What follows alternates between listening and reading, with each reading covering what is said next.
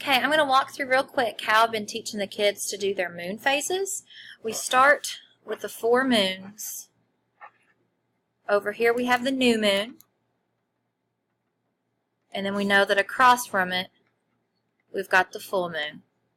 Now all the moons along this top half are getting bigger. They're getting towards the full moon. So we say that they are waxing.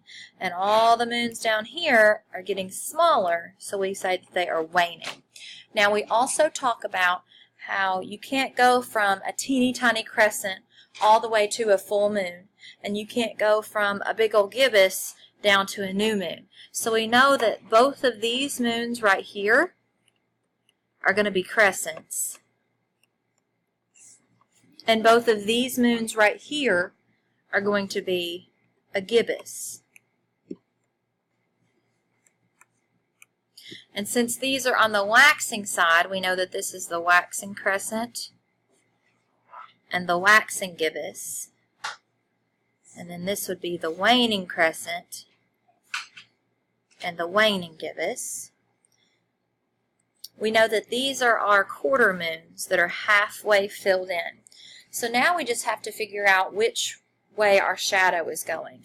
I've told the kids to always remember the shadow always moves to the left. So if we have this new moon right here, then the shadow is just going to move over a little bit to the left. So you've got your shadow moving that way to the left, leaving you just a little bit of the crescent there. Now you know your bottom one is going to be just opposite. So if it's the waning crescent, it's on that side. So if the shadow continues to move left, you've got the first quarter.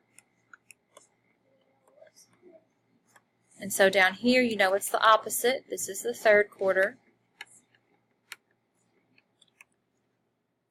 And the shadow continues to move to the left. You just got a little bit of shadow over here for your waxing gibbous.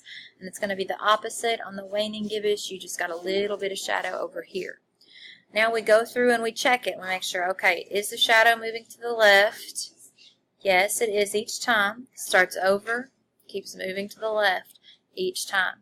And as you can see, it makes sense. You've got your crescents next to your new moons, and you've got your gibbous next to your full moon, with the quarter moons in between.